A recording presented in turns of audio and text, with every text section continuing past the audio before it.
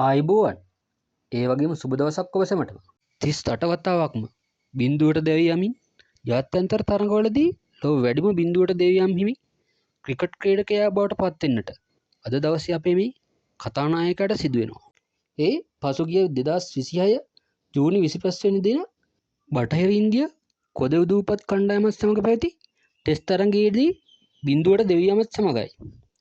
ඒ වගේම නිතරම වාගේ බිඳුවට දැවී යාම නිසා සමහර ප්‍රේක්ෂකයන් ඔහුව බින්දුසාර යන අන්වට නාමයෙන් හඳුන්වන කාලයකුත් තිබුණා. ඒ කෙසේ නමුත් පසුගිය පාකිස්තානු ප්‍රීමියර් ලීග් තරඟාවලියේ අවසානයේ ළඟා වන තුරුම වැඩිම ලකුණු ලබාගත් පිතිකරුන් අතර පළමු තැන පසු වූයේ අද අපේ මේ කතානායකයයි. ඒ වගේම කීප වතාවක්ම අපේ ජාතික ක්‍රිකට් කණ්ඩායමේ නායකත්වයක් හිමි කර ගැනීමට ඔහු සමත් වෙනවා.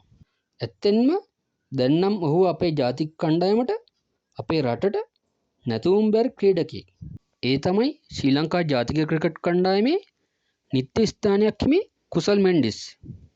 ඉතින් ඔහු ගැන ඔබ බොහෝ දෙනෙක් නොදත් කරුණු රසක් රැගෙන අප නාලිකාවේ පළමුවැනි වීඩියෝ ලෙසින් අද අපි ආවා ඔබ හමුවට.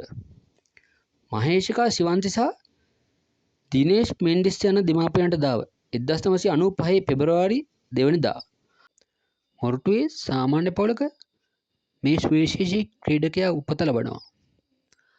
බලාපු අඩුගේ කුසල් ගිම්හන් මෙන්ඩිස් සම්පූර්ණ නම වන ඔහුට ඔමේෂ් මෙන්ඩිස් සහ තිල්කි මෙන්ඩිස් යන සහෝදරයෙක් සහ සහෝදරියක් සිටිනවා.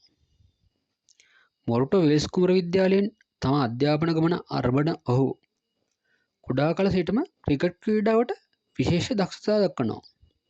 මේ නිසාම පාසලේ ක්‍රිකට් කණ්ඩායම නියෝජනය කරමින් තරඟවලට සහභාගී වෙන්නට ඔහු ආරම්භ ලබනවා.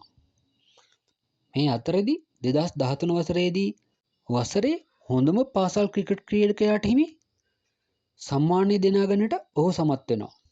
පසුව වයස අවුරුදු 19න් පහළ ජාතික කණ්ඩායමේ නායකත්වයට පත් වෙන ඔහු එහිදී දක්වූ විශේෂ දක්ෂතා නිසාම ජාතික ක්‍රිකට් කණ්ඩායමේ නිත්‍ය ස්ථානයක් වෙන් කර ගැනීමටද සමත් වෙනවා.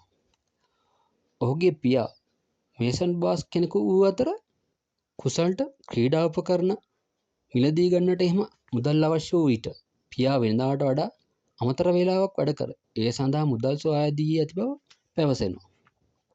කුසල් තම දීර්ඝ කාලීන පෙම්වතිය වූ නිෂල් ප්‍රනාන්දු සමගින් 2021 වසරේදී විවාහ වී සාර්ථක යුග ජීවිතයක් ගත කරන අතර ඔවුන්ට එක් දියණියක්ද සිටිනවා. ක්‍රිකට් ක්‍රීඩාවේදී ඕනෑම පිතිකරුවෙකු ලකුණු අතරට නොයන කාලයක් තියෙනවා. වරක් සනත් ජයසූරිය විසින් මාධ්‍යයට කී කතාවක් ඒ. පැහැදිලි ලෙසම ඒ සත්‍යයක්.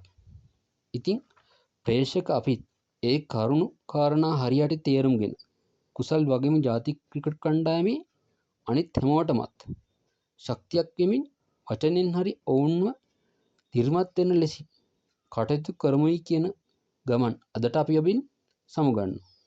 පතනවා ඔබ සැමටම ජයග්‍රාහී සතියක්.